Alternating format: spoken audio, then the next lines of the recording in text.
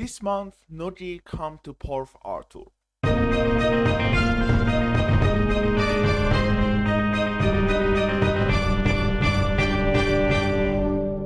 Hello everyone, welcome to internet class. His name is Baron Benjamin and today I'm your host Bulletwings. So let's go and start it.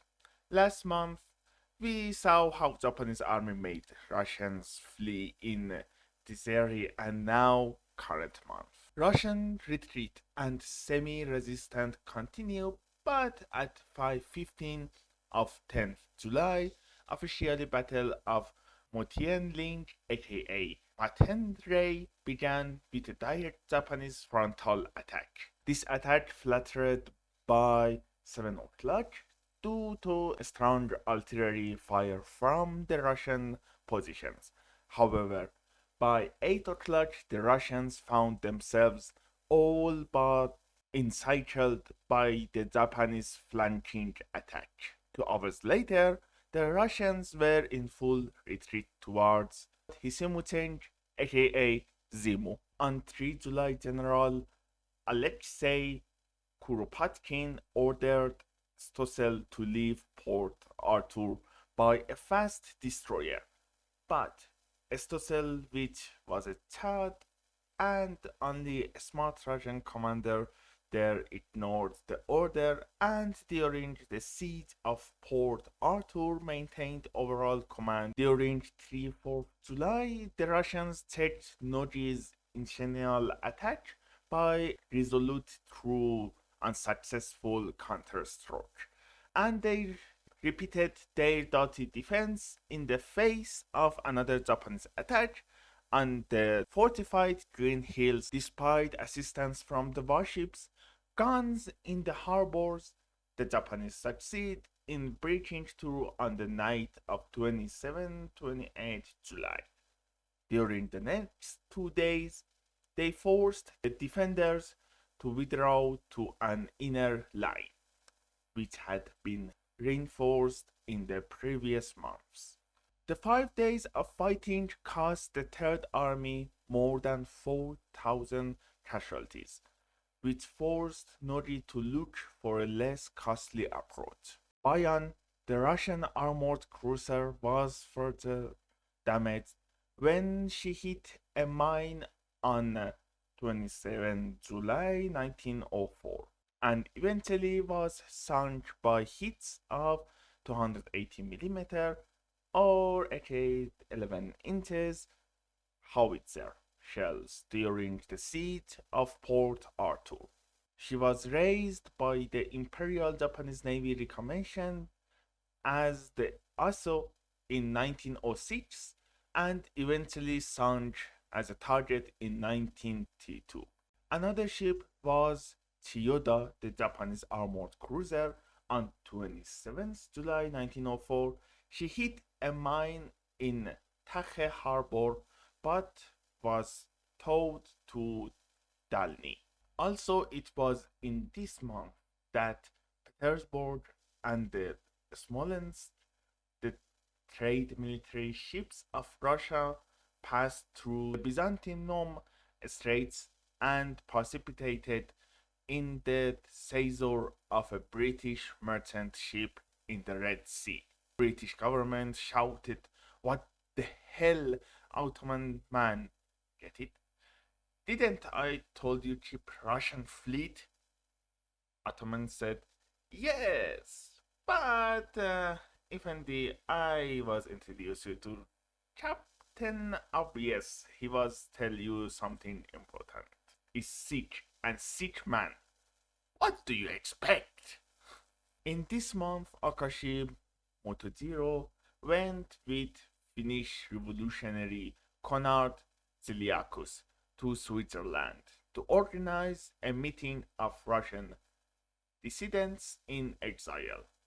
Through the Russian revolutionary activist Vera Zasulich, he met Vladimir Lenin and Georgy Plekhanov. And I'm not going to say foreshadowing that nothing to do with us, don't insist. Also, more British agents came to the war One of them was James Haldane, a British Army officer who educated at Edinburgh Academy, took part in the Boer War and attached to the Imperial Japanese Army in Manchuria from July to September. Another one was John Holt, an Australian Army officer. Really, he was not well. He attached to the Japanese Second Army in for same amount of time. Also, it was at this month too that Pilsudski the Great arrived in Tokyo together with Titus Filipovich to solicit a Japanese alliance with Poland and the Polish socialists. In a memorandum he submitted to the Ministry of Foreign Affairs, he requested assistance in gaining Poland's independence from Tsarist Russia, and in return he offered to organize a Polish legion out of Russian prisoners of war of Polish descent to fight on Japan's side. He also suggested that a guerrilla war in Poland would distract the Russian army. In return, he asked for guns and held talks with Yamagata Aritomo and other Japanese officials.